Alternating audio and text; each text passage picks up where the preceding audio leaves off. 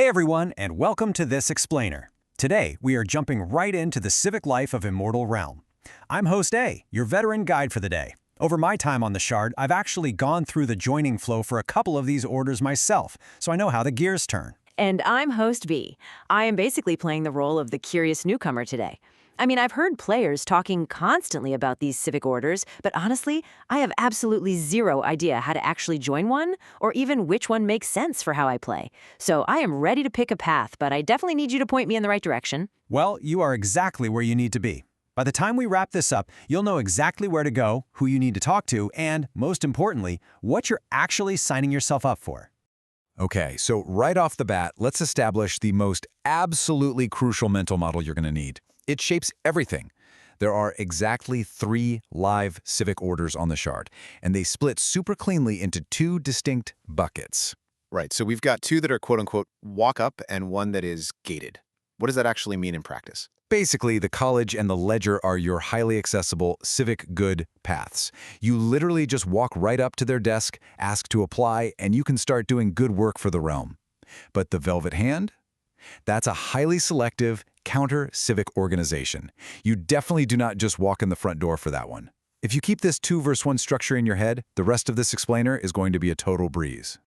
All right, first up, the College of Chirurgeons, the realm's healing institution.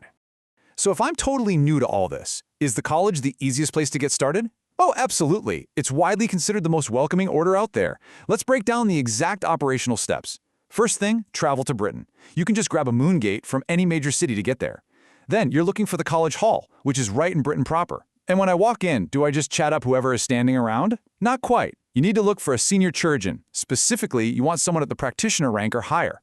They're the ones who handle the whole joining flow. Now, they are going to do a civic record check right then and there. And a quick heads up, if you happen to have any active crown rights against you, that's probably going to flag your application. But, assuming your record is clean, you take a short in-game oath, and boom, you are officially an attendant. Okay, that actually sounds super easy. But what happens right after I take that oath? Do I just get a shiny new attendant title and go back to whatever I was doing? Yeah, no, definitely not. Once you're an attendant, you really have to earn your keep. There's a daily service expectation, which basically means you need to be doing actual service work, performing examinations and treatments on patients. Wait, are there strict skill requirements to do that kind of stuff? So they aren't strictly enforced just to join the order, but to actually be effective at the work. It is highly recommended that you have your healing at 60 or above, and your Magria at least 40.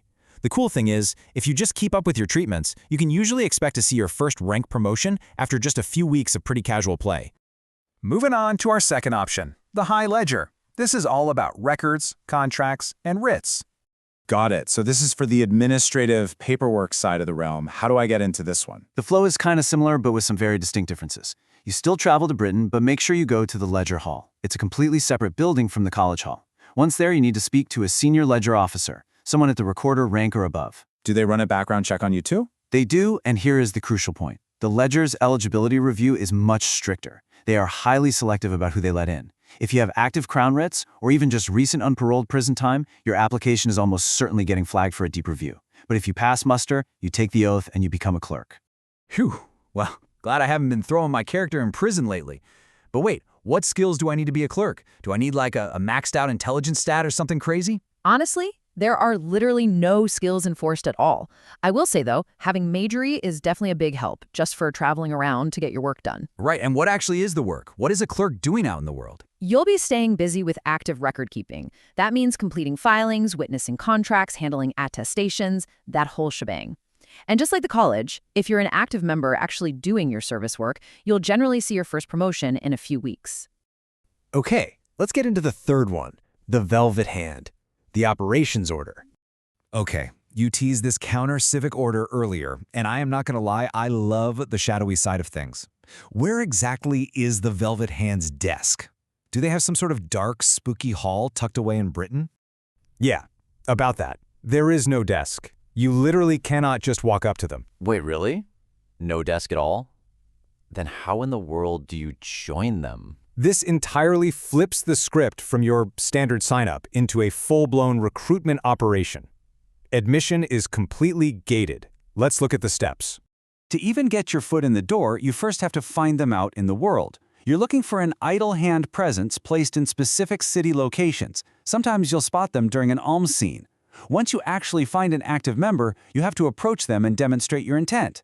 Demonstrate intent? Like, prove to them that I'm a good fit? Exactly. They are actively judging you, and honestly, it's a bit counterintuitive. If you have on-paper offenses, you might actually be a much better candidate for them than some upstanding, squeaky clean citizen. Because again, this is the disruptive counter-civic side of things. If they actually like your intent, you get put on a probationary path with some training lane assignments. Only when that active member is fully satisfied will you be formally admitted. Then you take the oath and you become an initiate, which is rank 1 of 7. Also, because this is a highly selective, secretive operations order, they strictly enforce anti-overlap rules. Meaning I can't be messing around in a conflicting path if I want to run with the hand? Spot on. They're out there doing counter-civic work, disrupting writs, freeing prisoners, that kind of thing. So they absolutely will not let you play both sides of the fence. Oh, and while it's not strictly required, having skills like stealth and hiding, those are going to be incredibly helpful when you're out doing those training assignments. Right, so that's the 3 orders. Now let's talk about choosing your path, the decision tree. Okay, all 3 of these sound so cool in their own way, but how does a player actually go about picking between them without getting decision paralysis? It really just breaks down logically based on what you actually want to spend your time doing in the game. If you want to heal players, treat maladies, and do purely civic good work, you go College of Chirurgeons. If you want to file contracts, maintain public records, and do that administrative civic good work, you go High Ledger. And if I want to be an absolute menace to society? Then you go Velvet Hand. If you want to disrupt writs, free prisoners, and do counter-civic work, that's your path. Now, if you want to stay completely neutral but still engage civically, either the College or the Ledger works perfectly. And if you're heavily into PvP but want a civic identity to match, you're looking at either the Velvet Hand or just sticking to a PvP-focused guild. Speaking of guilds, what if I'm already in one with my friends doing PvP and just hanging out? Does joining one of these orders mean I have to leave my guild? Like, do they share the same member slots? That is such a common question, and thankfully the answer is a hard no. Guilds and orders are completely complementary. Think of your guild as your private social membership group. An order is your shard-defined public civic identity. They don't share member slots at all. In fact, a ton of the most active players on the shard are deeply involved in both. Let's quickly go over some common mistakes and what to avoid. Yes. Please tell me what not to do, so I don't look completely foolish out there. First up, do not, and I repeat, do not, try to join all 3 simultaneously. It just spreads your civic time way too thin. Pick one, commit, and focus on it. Second, don't walk up to the Velvet Hand expecting some casual tryout. They take their recruitment incredibly seriously. What about the oath itself? Since it's an RPG, isn't it kind of just fun flavor text you click through? Absolutely not. Do not treat the joining oath as flavor text. Accepting it binds you to the Order's civic responsibilities. And honestly, that leads right into the last big mistake, forgetting to actually do your service work after joining. Having the membership title without the activity just means you stagnate. You are never getting promoted if you aren't out there doing the work. Okay, but what if I join the Ledger, do some filings, and realize I absolutely hate the paperwork? Am I stuck doing it forever? Can I leave and try the College instead? You can absolutely leave. Resignation is always an option. But here is the major catch. Your accumulated rank does not transfer. If you leave and then decide to rejoin your old order later on, you are starting completely fresh at rank 1. You lose it all. So you really want to plan your joining as a real commitment. All right, we're wrapping up, so here is the ultimate piece of practical advice for anyone tuning into this explainer. Do not join an order on your very first day playing. Wait, really? But it sounds so fun. I kind of want to join right now. It is incredibly fun, but you need context. Your immediate action step is to complete New Haven, and then visit Britain proper first. Explore the Shard, see what the orders are actually doing out in the world, and then make an informed choice. Trust me, the decision lands so much better when you've seen the civic landscape firsthand.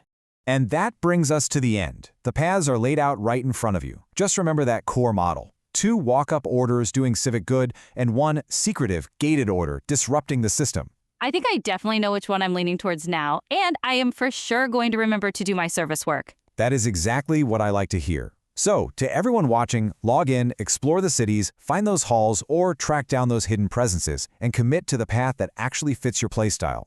Which order's oath are you ready to take? Thanks for joining us for this explainer, and we'll see you in the realm.